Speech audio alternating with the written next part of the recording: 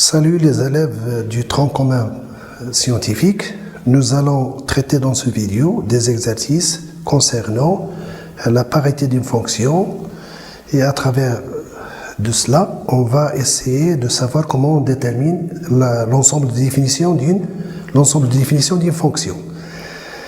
Et nous allons aussi traiter la parité et la courbe représentative. Qu'est-ce qu'il importe ici comme plus? J'espère que ces exercices vous apportent un plus. Donc on commence. Nous avons ici un exercice, l'exercice 1. Étudier la parité des fonctions suivantes. F de x égale la première fonction. F de x égale racine de 2 moins x. G de x égale à x sur x carré moins 4. Et h de x et h de x égale x carré moins 2 valeurs absolues de x. Donc, avant de voir la correction, vous faites une petite recherche, comme ça vous pouviez bien comprendre l'exercice. Ou bien vous pouviez profiter de ceci. Alors, on va commencer par la fonction f de x. Nous avons f de x égale racine de 2 moins x.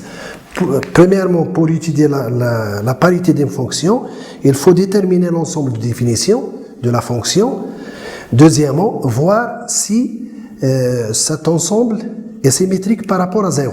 C'est-à-dire, est-ce que tout x élément de l'ensemble de définition, l'opposé, elle est dans l'ensemble de définition. Et si on ne trouve pas que cela n'est pas vérifié, alors la fonction ni paire ni impaire. Par contre, si la première condition est satisfaite, on passe à la troisième condition, c'est de calculer f de moins x et la comparer à f de x et à moins f de x. C'est l'égal à f de x, c'est que la fonction est paire. C'est l'égal à moins f de x, c'est que la fonction n'est pas paire. C'est-à-dire, on détermine l'ensemble de définitions, puis voir si pour tout x, voici pour tout x élément de df, on a moins x cet élément de df. Puis calculer f de moins x et la comparer à quoi? À comparer à f de x et à moins f de x. Si cette condition est satisfaite et f de moins x égale à f de x, c'est que la fonction est paire. Si f de moins x égale à moins f de x, c'est que la fonction est impaire. Si cette condition n'est pas satisfaite, la fonction ni paire ni impaire. Et si la condition est satisfaite et f de moins x différent de f de x est différent de moins f de x, c'est que la fonction ni paire ni impaire. Donc là, on va déterminer l'ensemble de définitions. Pour déterminer l'ensemble de définitions, il faut voir l'expression de f. S'il comporte la racine, des x sur la racine, ou bien des dénominateurs. Donc, en général, ce qui est sur la racine doit être positif et ce qui est au dénominateur doit être différent de 0. Là, pour quelle valeur l'expression a un sens, l'expression racine de 2 moins x a un sens dans R. C'est lorsque 2 moins x est supérieur à 0. C'est-à-dire x élément de R tel que moins x est supérieur à moins 2, c'est-à-dire x élément de R tel que x est inférieur à 2. Donc là, pourquoi j'ai fait cette procédure-là? Puisqu'il s'agit d'une équation de premier degré à une seule inconnue. Donc, je peux calculer le x. Là, j'ai trouvé les x qui sont inférieurs à 2. Ces x forment un ensemble, un intervalle, c'est l'intervalle moins l'infini, moins 2. C'est l'ensemble des x tel que x inférieur à 2. Est-ce que la première condition est satisfaite? Pas du tout. Remarquons que on a moins 5 appartenant à df et appartenant à df et l'opposé et son opposé n'appartient pas à df. Donc ce que je peux conclure là, c'est que la deuxième condition, c'est-à-dire la condition pour que df n'est pas symétrique par rapport à 0. Cette condition n'est pas satisfaite, donc je peux conclure f est une fonction ni paire, ni impaire. Donc je passe à notre fonction. Donc j'ai les x égale x sur x carré moins 4. Là, pour déterminer l'ensemble de définition de g, la condition que j'ai ici, dg égale x éléments de R tel que x carré moins 4 est différent de 0. C'est ça la condition, c'est-à-dire, avant tout, cette expression, quand est-ce qu'elle aura un sens dans R, quand est-ce qu'elle appartient à R. C'est lorsque le dénominateur est différent de 0. Donc, je vais essayer de résoudre cette équation. On a déjà résolu une équation de second degré. Là, je peux utiliser autre chose. C'est x carré moins 4 égale à 0 si et seulement si x moins 2, si seulement si x moins 2 facteur de x plus 2 égale à 0. Égale à 0. Si seulement si x moins 2 égale à 0 ou x plus 2 égale à 0. C'est-à-dire si et seulement si x égale à 2 ou x égale à moins 2. Donc, j'ai essayé de résoudre l'équation x carré moins 4 égale à 0, puisque les solutions de cette équation, c'est eux qui annulent le dénominateur. Donc, elle doit être exclue de R. Donc, dg égale R moins 2, 2. Si je représente cet ensemble sur la droite numérique, alors, ce que je peux exclure là, c'est 2m moins 2. 2m moins 2, donc nous avons l'ensemble de définitions à l'aide des intervalles, c'est moins l'infini, moins 2, union, moins 2 inclus, plutôt exclu, moins 2, 2, union 2 plus l'infini. C'est-à-dire, on a exclu 2 et moins 2. Donc, est-ce que l'ensemble, regardez bien que cet ensemble, il est bien symétrique par rapport à 0, puisqu'on a exclu 2 et moins 2 de R. Donc, pour tout x éléments de dg, on a x différent de 2 et x différent de moins 2, c'est-à-dire moins x différent de moins 2 et moins x différent de 2. Donc moins x appartenant à dg. Donc, la deuxième condition est satisfaite. Je vais calculer l'image de quoi? Je vais calculer l'image de moins x par g. Donc, pour calculer g de moins x, on remplace x par moins x dans l'expression de g de x. Et j'aurai ceci, moins x, x carré moins 4, égale à moins g de x. Donc, je peux conclure que g est une fonction qui est une fonction paire.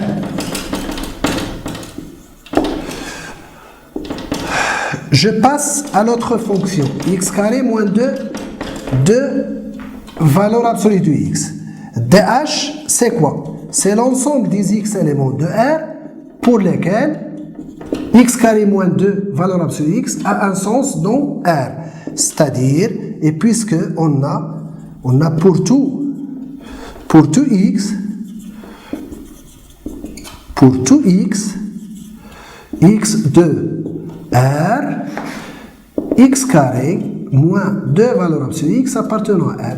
Donc, dh, c'est R. Donc, pour tout x éléments de dh, on a moins x appartenant à dh.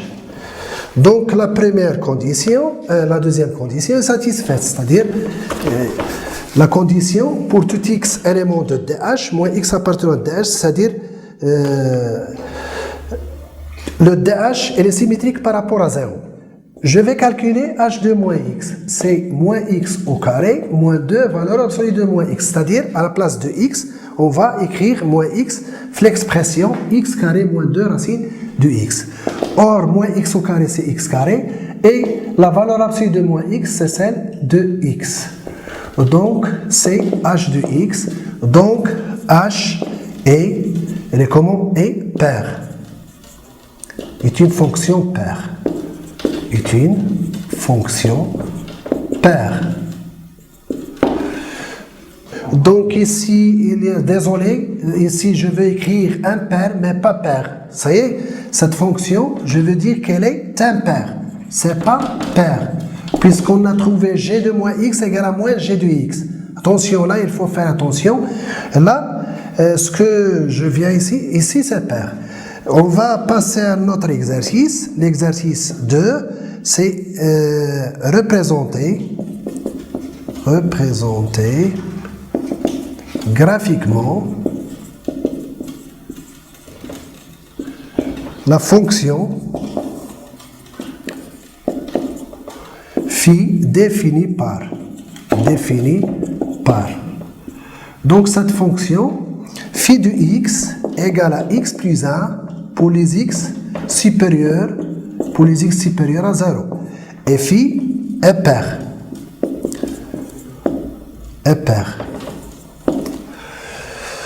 Donc, avant, il faut arrêter la vidéo comme ça pour faire cet exercice. Il faut faire de la recherche et après voir la correction. Donc, ce que nous savons, nous, c'est si une fonction est paire, c'est qu'elle est symétrique par rapport à l'axe des ordonnées, mais dans un repère orthogonal.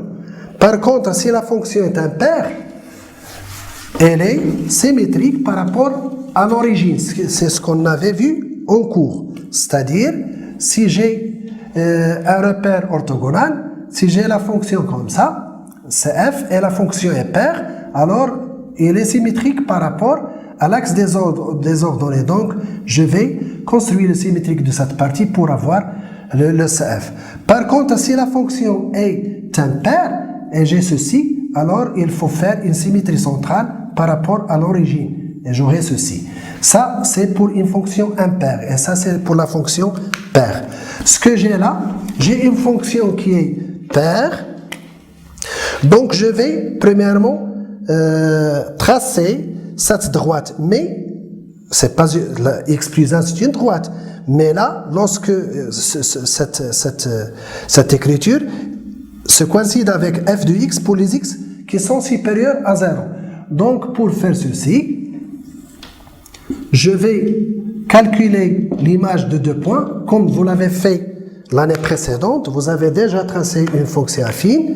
Il s'agit d'une droite. Donc, mais je prends seulement pour les x qui sont supérieurs à 0. Donc, la partie de cette droite qui se trouve pour les x positifs, se coïncide avec CF pour les x positifs. Donc, je vais calculer premièrement l'image de 0. L'image de 0, c'est 1. Et l'image de 1, c'est 2. Donc, cette droite, je vais lier ces 2 points. Par 2 points, il ne passe qu'une seule droite. Donc, je trace ça sans dépasser le 0, puisque fait les x, et se coïncide avec cette partie de droite pour les x qui sont supérieurs à 0. Et puisque phi est paire, je vais faire le symétrique de ce point, c'est-à-dire il y en a 1, c'est moins 1, et je trace CF. Donc, comme ça, c'est ça, le symétrique dit le point. Donc, je suis symétrique. Quand je suis à de la distance, de la distance comme ça. Donc, c'est moins 1, je compte bien là. C'est une symétrie axiale. C'est ça, c'est phi. C'est bon. On va passer à l'exercice 3. L'exercice 3, soit la fonction f définie par f de x égale racine de x moins 1. Premièrement, déterminer de f.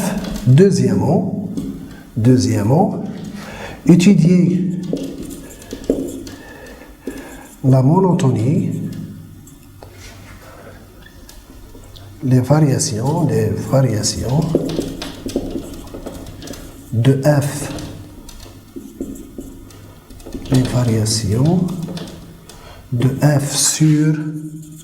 sur df.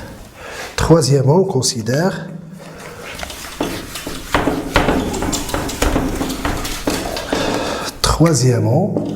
on considère la fonction g définie par g de x égale f de x pour x supérieur ou égal à 1. G est impair.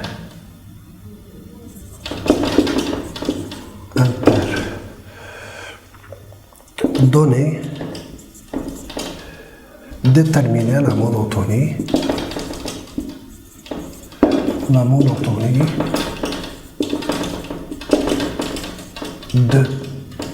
de G sur moins l'infini, moins 1. Alors là, avant de voir la correction, il faut faire une petite recherche. Vous pouvez arrêter la vidéo, puis vous faites une recherche et après, vous voyez la correction. Ici, l'ensemble de définitions. Ce qu'on vient de faire, l'ensemble de définitions pour la première question de f, c'est l'ensemble des x éléments de R tel que la racine de x moins 1 appartenant à R. C'est ça. C'est quand l'expression suivante a un sens dans R, c'est-à-dire les x éléments de R tels que x moins 1 est positif, c'est-à-dire les x éléments de R tels que x est supérieur à 1. Donc, les x qui sont supérieurs à 1 sont les x qui appartiennent à l'intervalle 1 plus l'infini. Deuxièmement, pour étudier les variations de f, soit on utilise le taux d'accroissement, soit la définition. C'est-à-dire, je vais prendre deux éléments, soit A et B, deux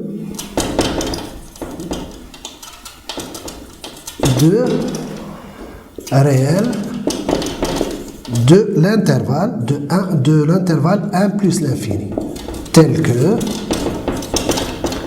A est supérieur à B. Donc, ici, si j'ai A supérieur à B et j'arrive à démontrer que f de A est supérieur à f de B, c'est que f est croissante. Si j'arrive à f de A est inférieur à f de B, c'est que f est décroissante. Et j'ai déjà, si j'arrive à strict, au sens strict, c'est qu'elle est strictement croissante ou décroissante. Par contre, si A est supérieur à B ou bien A différent de B, f de A égale f de B, c'est que la fonction est constante. Donc, A moins 1 est supérieur à B moins 1. Donc, racine de A moins B est supérieure à racine de... Je peux faire entrer ça. Pourquoi? Car B moins 1, il est positif puisque B appartient à 1 plus l'infini. Voilà, A et B de l'intervalle A plus l'infini. Donc f de A est supérieur à f de B. Donc f est croissante, même elle est strictement croissante puisque j'ai le sens strict ici. Est croissante sur l'intervalle 1 plus l'infini. La troisième question, ce que j'ai là, une autre fonction qui est égale à f de x. On a g de x égale f de x pour les x supérieurs à 1. C'est-à-dire, g égale à f sur 1 plus l'infini. Donc, ça veut dire ceci, que G égale à F sur 1 plus l'infini. Donc, toutes les propriétés que peut caractériser F peuvent caractériser G, mais sur l'intervalle 1 plus l'infini. Or, F, elle est comment? Elle est croissante sur 1 plus l'infini. Donc, je peux dire que G est croissante sur quoi? Sur 1 plus l'infini. Et puisque ce que je sais sur G, et puisque G est une fonction impaire, alors ce que je peux déduire, puisque c'est une fonction impaire, alors G est croissante, puisque ce qu'on avait dit déjà, c'est que est croissante sur l'opposé. Puisque ce qu'on a dit, si une fonction est paire, alors si elle est croissante sur un intervalle, elle reste croissante sur l'opposé. Si elle est décroissante sur un intervalle, elle reste décroissante sur l'opposé. Ça, c'est pour les fonctions paires. Par contre, si la fonction est impaire, s'il est... Je répète ça, pour les fonctions, je répète ça, pour les fonctions paires, si elle est croissante sur un intervalle, sur l'opposé, elle est décroissante. Par contre, si elle est décroissante sur un intervalle, c'est qu'elle est croissante. C'est-à-dire, si une fonction est paire, elle ne garde pas la même monotonie sur l'intervalle et l'opposé. Elle ne le garde pas. Par contre, si la fonction est impaire, c'est le cas que nous avons ici. Si la fonction est croissante sur 1 plus l'infini, elle reste croissante, par exemple, G, elle est impaire, elle reste croissante sur l'opposé. Je répète, pour une fonction paire, si elle est croissante sur un intervalle, elle est décroissante sur l'opposé. Si elle est décroissante sur un intervalle, elle est croissante sur l'opposé. Ça pour les fonctions paires. C'est-à-dire une fonction paire, elle ne garde pas le même signe, la même monotonie sur l'intervalle et l'opposé. Par contre, un paire, elle le garde. À bientôt.